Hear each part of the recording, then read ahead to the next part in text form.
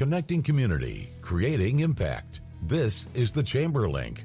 Well, good morning and welcome to the Chamber Link. For those of you that I haven't had the opportunity to connect with or to hear before, my name is Jane Vangsness Frisch and I serve as a Vice President of Workforce at the Great Fargo-Moorhead West Fargo Chamber of Commerce. And today I'm really thrilled to be hosting today's conversation. We're focusing on how we are working together to connect more people to opportunities and strengthening our workforce. When we talk about workforce in Fargo, Moorhead, West Fargo, and frankly, the entire region, including the state of North Dakota and Northwest Minnesota, we're really talking about, I think, one of the most dynamic challenges and opportunities facing our community today. We know, and the group that I have here with me today can certainly attest to, that employers across nearly every sector, manufacturing, healthcare, technology, education, hospitality, are looking for ways to not only attract but retain employees and to really think through how can we best cultivate a thriving workforce throughout our community. We know at the same time individuals are seeking opportunities to gain new skills. We'll talk a little bit about some of those newcomers to our community, how they can find meaningful careers and frankly support our families. That's really what it's all about. So I think what makes our region unique is the level of collaboration, and that's what we're really going to talk about today, to how we can better address this. We have everyone, all the players at the table: higher education, workforce training providers, nonprofits, and employers are all working together to expand opportunities and remove those barriers. So that is exactly what we're going to explore today. And I have three amazing individuals with me today who will bring different perspectives on not necessarily just the workforce, but how we're supporting the individuals to upskill into the workforce, how to gain those skills and how to enter our workforce or re-enter our workforce with better skills. So today I have Amy here, our Director of Business and Industry from Minnesota State Community and Technical College's Workforce Development Solutions. That organization leads efforts to provide customized training and upskilling opportunities for businesses and workers across the region. I also have Dan Hanaher here with me from North Dakota Field Director of Global Refuge. He is really dedicated to not only supporting refugee resettlement and ensuring new Americans have the tools and resources needed to successfully join and contribute to our community. And also we have Christianson, who is the Economic Empowerment Director at Lakes and Prairies Community Action Partnership. Some of you may have heard about this organization. It's often called CAPLP in our community. They really work to strengthen families and individuals by providing pathways to economic sustainability and advancement. And truly, the workforce is the conduit to that. So together, we're going to talk about these efforts. We're going to have just a great conversation about how we can strengthen our workforce through customized training, through providing those inclusive pathways for our new Americans, or honestly, just helping our families achieve that sustainability and opportunity. So, Amy, I'm going to start with you. You said you were a little bit nervous about this hot seat. I think it's just important. I don't think everyone really understands what Workforce Development Solutions is and how that's part of MState and how it integrates with a lot of the efforts, not only that we do at the Chamber, but throughout the community. So if you just kind of give a broad overview about what Workforce Development Solutions is. Absolutely. Thank you so much. And I think we are a little hidden gem. So most people know of MState or community colleges as the credit side of the house. Well, we are pretty much the complete opposite. And so we're non-credit side of the house. So we go into business and industry and take the skills that the employees are needing their employees to upskill and create customized training around that needs. So our process is really simple. We take industry experts and take them and bring them into a business and say, what are your exact needs? And how can we make sure that those skills that are needed to enhance the skill set of your employees, make sure we do it around your exact desired outcomes. So we take an industry expert, we do a needs assessment with the organization, create a customized training plan around those desired outcomes, and we provide that training when and where you want it. So it's a pretty simple process, and I have the opportunity to go into all over the region and talk to businesses and bring in our industry experts and enhance the skill set. And those trainings can be anything from CDL, welding, leadership, technical, mechanical, safety, the list goes on, healthcare. Yeah, the trainings that you provide really do run the gamut of what's available. Everything from, 1 hour leadership refreshers to gas metal arc welding and all of those things. What are some of the most unique trainings that you've been able to provide, maybe even through maybe some of like the Good Jobs Challenge opportunity and some of that? Absolutely. I think one of the partnerships we'll probably talk about a little bit later with CAPLP, but we, specifically with Good Jobs Challenge, we're doing a lot of CDL work. A lot of individuals just call us and say, after getting approved through the Good Jobs Challenge, they want a CDL license, and we do it a really neat opportunity is where we take individuals and we do one-on-one training with them, and so it's a quick 20 hours training, go through the testing, and they're ready off driving their CDL trucks. Other things are like welding. We're working with an organization where they have some maintenance folks that are really interested in learning to weld and upskill. And so we're in there taking the funding and taking those individuals and moving them up. And then also just taking their workforce. We work with individuals that aren't employed or underemployed, and we also work with individuals that are in an organization that just builds the workforce from within. Yeah, thank you for that, Amy. One of the things that we mentioned was the Good Jobs Challenge, and we probably didn't share with the audience a little bit more about that. The Good Jobs Challenge is an opportunity through the Economic Development Administration. Our region actually got a $9.62 million award 3 years ago now to upskill individuals within our workforce in 3 major sectors. The first being agriculture, second, advanced manufacturing, and the third being cybersecurity and IT. If you can think about our region and the workforce in our region, that really encapsulates a lot of different areas. And so, as Amy mentioned, we've worked with training and education providers to get individuals into those good jobs. And really what we're seeing is we have about 230 that have been served so far by the Good Jobs Challenge. That includes $5,000 for them to access education and training. And it's a really great opportunity. I know Robin's clients and others have taken advantage of this to just better understand the workforce and the work that they're going to get into. So really excited about that. So Dan and Robin, before we head to the break here in a little bit, I'm just interested to know from your perspective, how do you see, some of the access to training, whether that be through Good Jobs Challenge, whether that be through some of Amy's programs, really playing into the success of the people that you work with?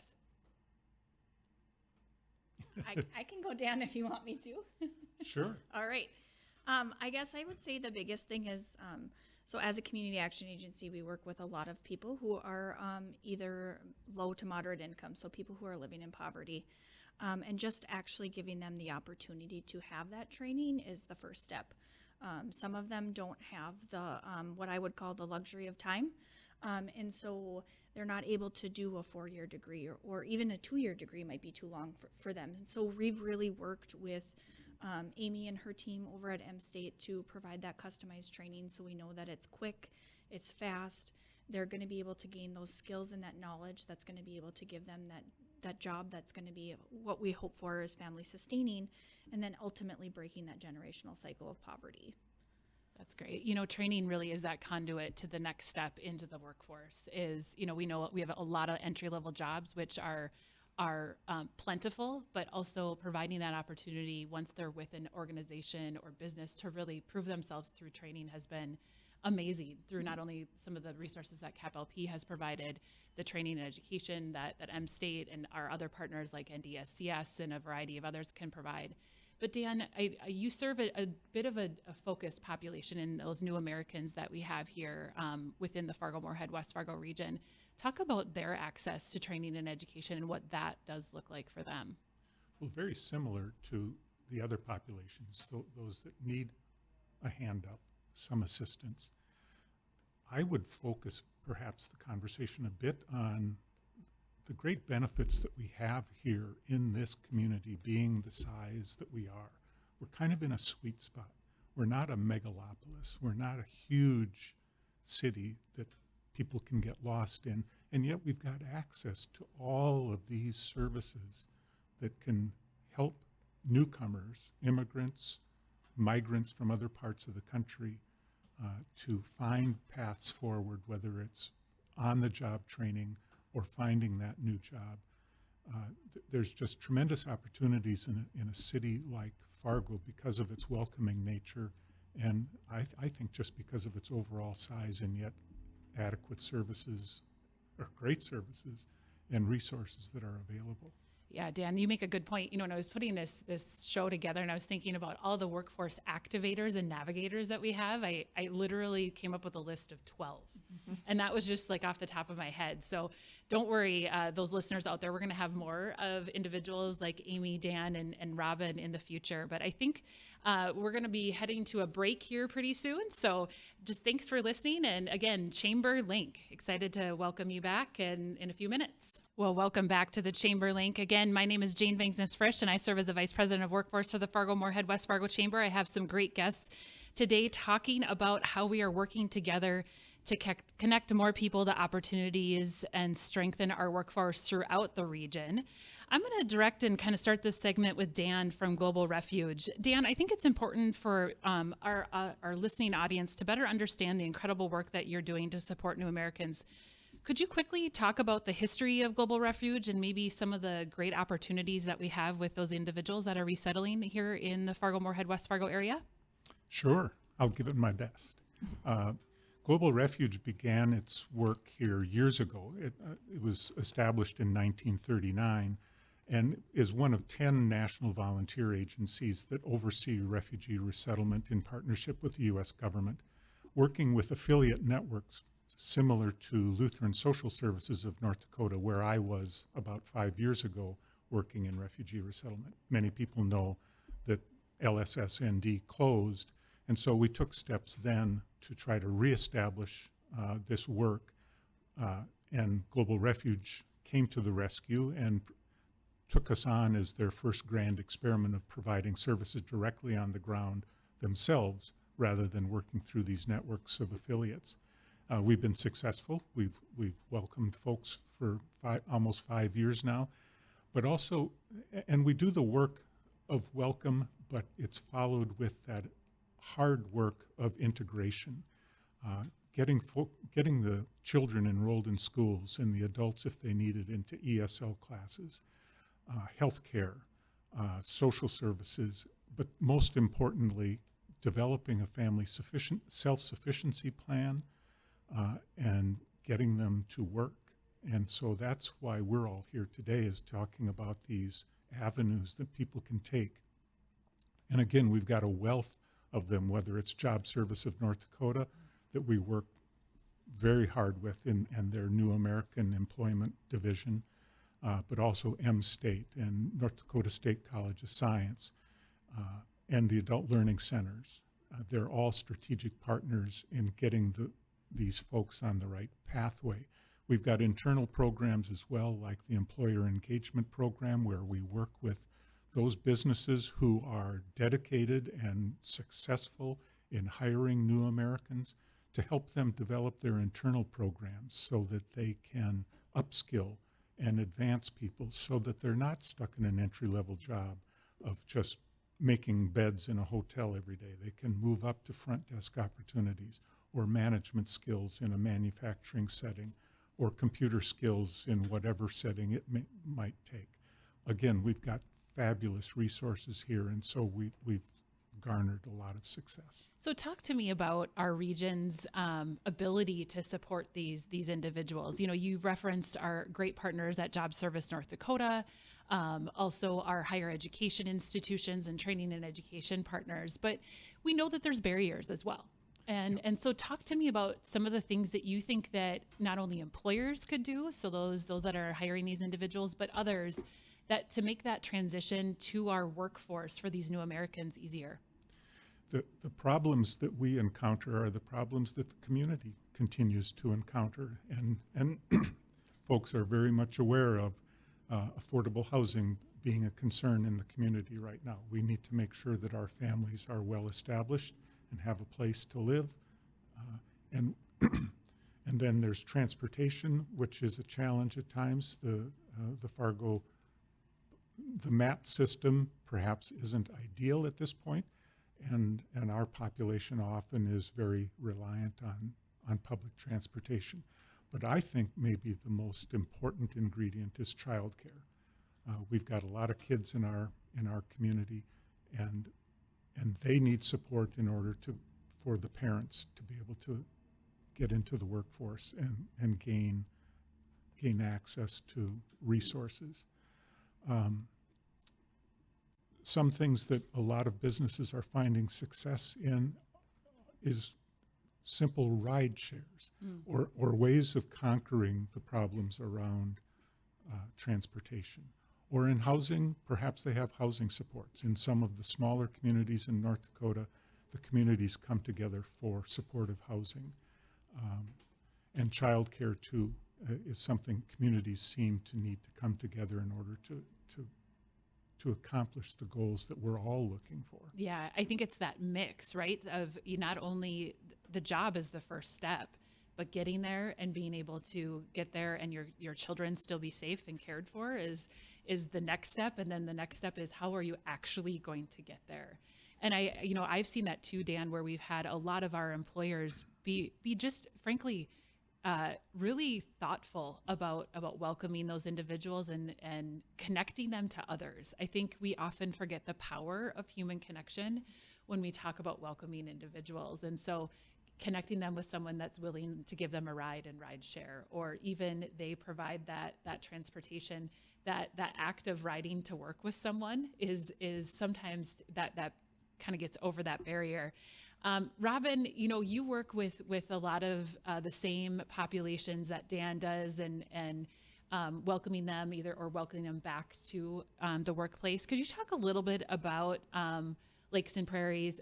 I call it CAPLP, but could talk a little bit about your work and some of the integration both with Amy and Dan as well. Yeah, I think so at CAPLP, our mission is to eliminate poverty, empower families, and engage communities, which is kind of all wrapped into all what we're doing here today. And as a community action agency, we're tasked with doing a community assessment every 3 years to kind of really look at the root causes of poverty in our community. And time again, living wage or family sustaining wage employment comes up on our community assessment. And most recently, a lot of times coaching or mentoring comes up on our community assessment. They know that there's resources, they know they're available in the community, but they're just not sure how to access them. And so about 10 years ago, we started working with Amy over at MState to provide free customized trainings that are very short term, help people get those skills that they need in order to get a really great job, and then kind of get on their way. No one cohort has been the same between Amy and I. We have tweaked and changed and done lots of different things along the way. And one of the biggest things that we've noticed was trying to kind of talk to people or teach people about those essential skills. Sometimes they call them soft skills. I like to call them essential skills of, time management, communicating with your supervisor or your coworkers, talking about how to talk about your strengths, and just goal planning in general. And so I think, we've really done a really great job of not only working on those technical skills of, maybe learning how to be a welder, but also how to be a really great employee, and kind of just learning those things. So that way, when something does come up at work, if it does come up, you have those skills to kind of work through that. Yeah, Robin, I think some of the support, we often talk about we can get an individual a job, but how do we support them to be successful with some of those wraparound support services? I think about some of those essential skills aren't always the same depending upon the industry. And so really talking with those incoming workers about what does that mean, but also providing them the tools to be comfortable and safe, right? So Amy, I think about what we were able to do with one of our cohorts that we worked very closely with CAPLP through the Good Jobs Challenge of, those individuals, we brought the training to them. They were justice involved individuals, right? So they had just come out of the justice system, working to provide them some of those baseline welding and resources and skills, and while at the same time through the Good Job Challenge being able to provide them steel-toed boots so that they have those resources. And I think that's often something that we don't talk a lot about, is that just a little bit of a hand up provides a lifelong employee for a lot of our industries, whether they stay with that same company, but more than likely they're going to stay in our region because of that support and connection. I think that probably is one of the things that I'm most proud of. And I know, especially at CAPLP, that your staff has done such an amazing job of continuing to foster those connections long term, so they know if they hit a hiccup, how do they connect back? Do you find that, Robin? Yeah, I think a lot of times we talk about how we believe in our clients until they believe in themselves. And so I think, walking alongside of them and even seeing some of those little successes that can kind of build upon one another to become a big success. And then they kind of get a little taste of that and they're like, oh, I can really do this. I can get a job. I can, move my family into a better apartment. I can do all of these things that are really going to set my kids up for success for future generations. And I think that coaching and that mentoring is probably the most critical part of our work and how we operate at CAPLP. Thank you. All right, we're headed off to a break. Thank you so much for listening. Chamberlink will be back soon. Well, welcome back to the Chamberlink. My name is Jane. I serve as a Vice President of Workforce for the Fargo-Moorhead West Fargo Chamber, and we are talking about workforce today, but a unique perspective on the workforce, really talking about to those that support and connect those individuals that are seeking to engage in the workforce here in the region. When we were on the off air on the break, I was talking with my colleagues here, and one of the things that we thought might be helpful for the audience is to talk you through a cohort that we had recently where these individuals were justice involved. And so I think we had a cohort of about 8. Is that correct, Amy? Correct. Yeah, about 8 individuals. And they were being upskilled to start their career path after they were leaving the justice system. Amy, do you want to talk a little bit about the services and support that you provide at MState, but more importantly, the training and education? And then, Robin, I'm going to call on you to talk about that support and how you collaboratively work to support those individuals. Yeah, thank you. Yeah, we have so many cohorts that happen with CAPLP and collaboration, and so this was another one that I was really fortunate to have Jane and her team come on and do some great work too. But we really get a cohort of 8 to 10, depending on what the training is. At this one we had 8, and we did a thing called occupational workforce readiness. And Robin touched on this, but it's really what some of the skills that employees are looking for out of their employees. And we have 2 individuals that do that training. It's Dana and Lauren Higginson. They're amazing. And then, but I think the most important part of that first week, that's the first week. It's kind of like a boot camp on how to just have those skills. How to be a great employee. Yes, really. Yeah. As simple as that sounds. They do a strengths finder like Robin mentioned, and we coach them on how, when they're interviewing, to mention those strengths, because sometimes we don't always have the greatest confidence in ourselves, but to be able to have 5 strengths to talk about in your interviewing process. After that first week, we went into that welding, which is about a 3-week stint. And that's Josh Heibel, and we have a mobile welding trailer that we do that training inside of. And then at the very end, which is really fun, especially with our welding cohorts, is we bring business partners in, and we do a speed interviewing event. And they literally get done at 3 o'clock, their training, and by 3:30, we have a room set up, and they are just doing interviewing. It's a round robin. Yeah. There's no time. It's 7 minutes and a minute in between, and you're going. And it was such a rewarding, if you ever have the chance to see something like that, it is truly rewarding. I was able to connect with those 8 individuals after they got done with their speed interviewing to interview them and talk a little bit more about their experience, since they were supported by our Good Jobs Challenge funding, and they were so proud. And frankly, they were excited to work. Mm-hmm. And I think often we think about that individuals in those situations aren't wanting or don't want to work. And that was the direct opposite with these individuals. Robin, would you talk a little bit about the support that you provided to these individuals? Yeah, so when they contact our organization, we do a lot of, obviously, outreach about these opportunities in these cohorts and the training that we're doing in partnership with MState. And so they'll come in and they'll do an intake with one of our coaches. We have 3 full-time coaches that work with this specific program. And they kind of just talk about like what their goals are in life, kind of what they want to do, where they want to be. And then we talk a little bit, we do a little preemptive planning of, how are you going to get to class every day? Do you have childcare lined up? What about transportation? And just try to kind of get that out in the open ahead of time in case a problem arises during training. And then our coaches actually show up every single day at training. They show up at the beginning of class. They show up at the end of the class.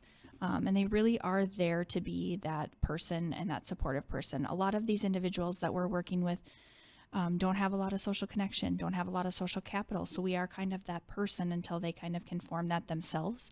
I think we realized that during one of our very first cohorts. It is kind of a residual effect of the way we do this training, is because they go through it in a group. And they do really make that social connection, which is kind of a really neat aspect of it. And then even when they're done training, when they've become certified, we're really that cheerleader, that champion. We're doing that advocacy work with those employers, letting them know, hey, we're here. If you have an issue with this employee, please call me and I'll see what I can do to kind of help you problem solve, instead of just resulting, in either a reprimand or termination or something like that. We can typically kind of avoid that if we can kind of get in the middle of it and they know that we're involved and that we have that relationship and that rapport with this person. I just think back to those individuals that we talked with after those training, and a lot of them were excited to call their families to talk that through. And that was one of the questions that I asked them, and I'll never forget one of the individuals talking about how he already had a job, how that and what he was most excited about was telling his son, who was 4 years old, that his dad was going to work. And I think that's what this is all about, is supporting individuals. We often will hear people say, well, they should just get a job, and it's not that simple, especially when you're transitioning from the justice system or transitioning to the community and new to the community. I think, Dan, you see that often, that we talked about that before the break, that there was a lot of barriers. There are a lot of barriers that we can have here in the Fargo-Moorhead, West Fargo community, but there's a lot of supportive programs as well. So Dan, would you be willing to share a little bit more, maybe a story or a kind of a path of an individual that would come to the Fargo-Moorhead, West Fargo area and their journey into the workforce, and how Global Refuge supports that? Probably got a million of them, but I'll try to come up with one. But first, let me say, again, these populations, whether they're coming out of the justice system or they're newcomers to this country, if I can deliver a message to employers out there, don't consider it a risk. Consider it an Great opportunity message. Because all of these populations are resilient. They've gone through a lot. They've survived levels of trauma that none of us can probably associate with. And when they are hired, they become productive, loyal, hard-working teammates. And I've got dozens of employers in the Fargo-Moorhead area who can tell that story of the success of hiring them. But one that comes to mind right now received a significant amount of press just lately. A young woman named Fatumo, an Afghan who's been here I think less than a year, was named the North Dakota Adult Student of the Year because of her advancement and skills in learning a language she knew nothing of 12 months ago. And so she's moved significantly through the English language process at the Adult Learning Center, and at the same time purchased a car and is employed at Amazon, and I think has already been upskilled there or promoted. So in under 12 months, an amazing story. And again, it happens almost every day. Yeah, when we were on the break, Dan said, well, I can think of one, and I can think of about 1 million. And isn't that the truth when it comes to these stories? And I think that's really what it is all about. So we've talked about training, inclusion, stability. Let's be a little future focused here for the next few minutes, and really thinking about, we all would wish that we had a magic wand and we could solve the workforce shortage, the workforce gap, whatever you want to call it. But I think all three of you have some unique perspectives about what we could do as a community, and some small challenges, maybe some larger barriers that we have. But if you could wave your magic wand and do something to change our landscape, what would that look like? Robin, I'm going to call on you. What do you see as the greatest opportunities in the next few years to grow our region's workforce, and then maybe talk about maybe that magic wand as well? Yeah, I think there's a lot of opportunity within the region and the community to work with Dan especially. I know there's a lot of things that we're waiting on at CAPLP about working specifically with new Americans in the long-term care field, in the healthcare field. Some of those industries that maybe can cater to that. And I think there's just a lot of opportunity in trying new things, right? So Amy and I have, like I said, worked together for almost 10 years. And we're trying to figure out, like, well, what would be the next best thing? What would people really want to do? And so maybe doing some things more around, those construction trades, the electrical. We did a really quick automotive tech training 1 year. And I think with transportation, maybe that would help, knowing, even if it's just a little bit about, how a car works, might be helpful for individuals, because there's not a lot of resources out there about car repairs and things like that. So I think those are some of those opportunities that I see in the region. That's great. What about you, Dan? What do you see as some of those opportunities in the region that we have right now? Well, very similar. There are just so many opportunities. I still think about the barriers of affordable housing and all, but healthcare was mentioned, and the resources that are already on the ground, not only at MState and NDSCS, but internally within the health system, Sanford, Essentia, Bethany Homes. They've got great programs for advancements, moving from CNA to registered nurse onward. If we can build on those models and create them in other, particularly healthcare is so advanced in this thinking. If we can model that in other industries like manufacturing, like transportation, hospitality, and retail, we just need creative thinking, and solutions will come from that. Well, and I think you raise a good point, Dan, that it's not one singular path. I am a recovering higher education administrator. I always joke, but it's true. In higher ed, we think of a student comes from high school, goes directly into college, 1 year, 2 year, 4 years, whatever that looks like. Then maybe work for a year, maybe go directly into grad school. That's not the path to the workforce anymore. And with our changing demographics, that's not what makes the most sense. So really investing in our employees for the long term, and even those that what we would call more traditional students that are coming out of high school, they're not wanting the traditional path. They maybe want to get that experience. And a lot of them, because of the great programs that we have both in North Dakota and Minnesota, already have some of that college credit out of the way, and or they have those work-based learning experiences and they're expecting to get into the job market, which is so great. But our systems haven't really caught up, I don't think. So I think that's really where Workforce Development Solutions comes in. And Dan talked about that upskilling that employers have invested in. Amy, I know that you also invest in or work with employers to invest. Can you talk a little bit about? I know you talked about that at the beginning, but a little bit more. Yeah, absolutely. So my primary role is to work with business and industry to upskill their incumbent workers. WDS is very large, but for my role, that's mine in particular. That's my bread and butter right there. So I love to go into business and industry and just say, what skills are your employees lacking a little of? Welding is an easy example. They're great production workers, but they might have some quality issues, or they might be a little slower. So efficiency, quality, confidence. So what we'll do is we will go in there and say exactly what your needs might be. And instead of going for a 2-year degree or a 6-month certification, it might take 40 hours to do that training.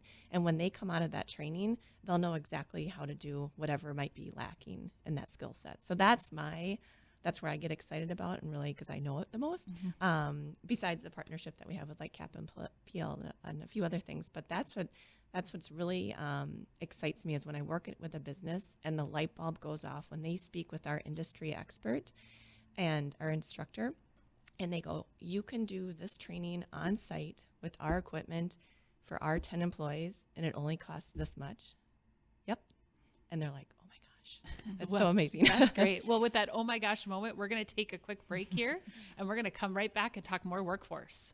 Well, welcome back. As they said, creating impact, and that's what we're trying to do, talking with Dan, Amy, and Robin, related to how are we supporting our workforce and how are we supporting individuals getting into the workforce. we ended right before the break talking about what workforce development solutions can do. And one of the things that we neglected to mention was some of the changes at the federal level related to the federal Pell Grant and now being able to be utilized for not just the typical academic path, but now for those workforce training. So I think we're going to see, I maybe spoke a little out of turn when I said, sometimes our systems aren't quite caught up. That is one thing that we've seen as a positive change is providing for that. And so with that, I want to change topics, just not necessarily off of workforce, but just talking about just our community in general. And, there's all sorts of things that during the break, I sometimes wish that we could just capture that. I want to tell everyone, be quiet, quick. We'll just save that for on air. But I'm interested to know, Dan, you were a small business owner, actually fairly large business owner in our community.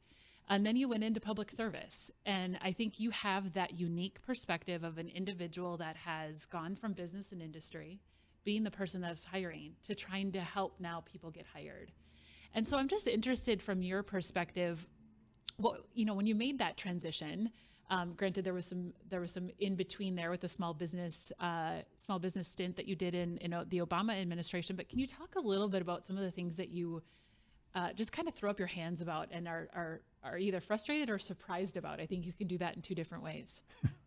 Yeah, I certainly could do that. But I think the surprises have mostly centered around this community's ability to come together. Again, I've been working in nonprofit world now for over a decade, which is significantly different from the for-profit sector.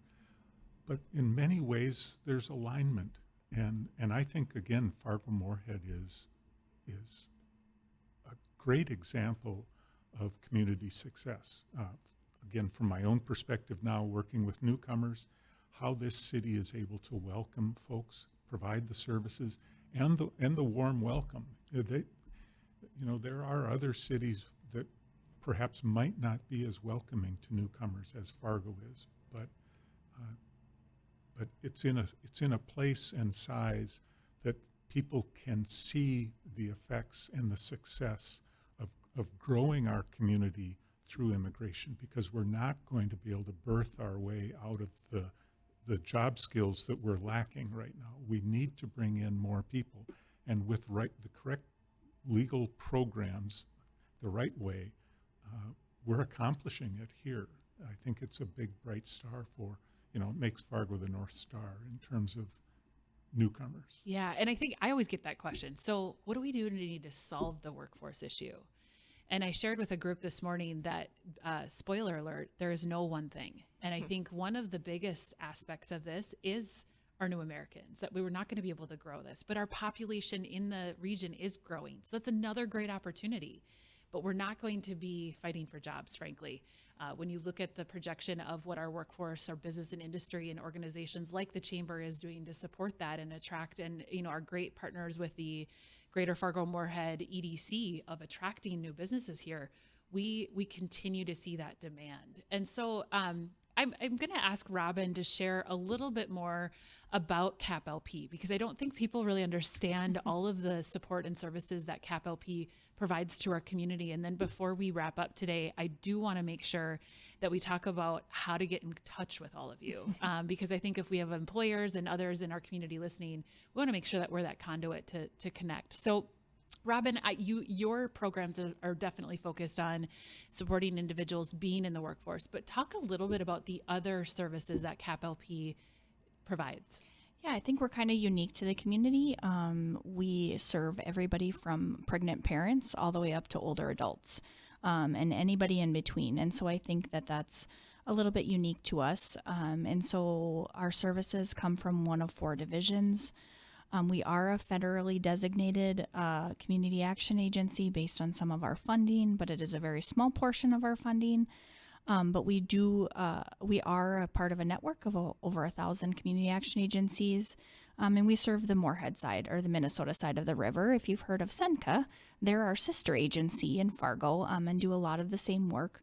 But again, we have a saying, if you've seen one community action agency, you've seen one community action agency, because we are unique to the needs of the community. So things in Fargo, even though it's right across the river from Moorhead, might be slightly different. And so, but yeah, we're just trying to provide as much services, a possibility, and opportunity to individuals who are low to moderate income in order to provide some of that stability and hopefully success in life. Like I said, from little babies all the way up to older adults. And I think that's the one thing that I wanted to make sure that we got out to the audience today, is ensuring that we know and understand that there's people here to support our workforce, that this just isn't an HR issue and an employer issue, that those we support individuals getting into the workforce. So we're getting close to the end of our time here today. So I am going to ask each of you a surprise question, and Amy has a surprised look on her face for those of you that aren't watching us live here. So I'm going to start with Dan. I'm going to ask you one word that describes our current workforce here in the region. One word. Skilled and growing. Skilled and growing. That's two, but we'll let it slide. Robin? I'm going to go with possible.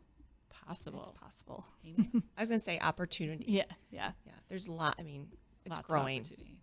In this region. And I would say resilient, and that our community continues to be welcoming and resilient. So I thank all three of you for being with me today, continuing this conversation, continuing to support our workforce, which is so essential for us to have this thriving regional economy. So thank you for what you're doing, and thanks for being here today, and thanks for listening.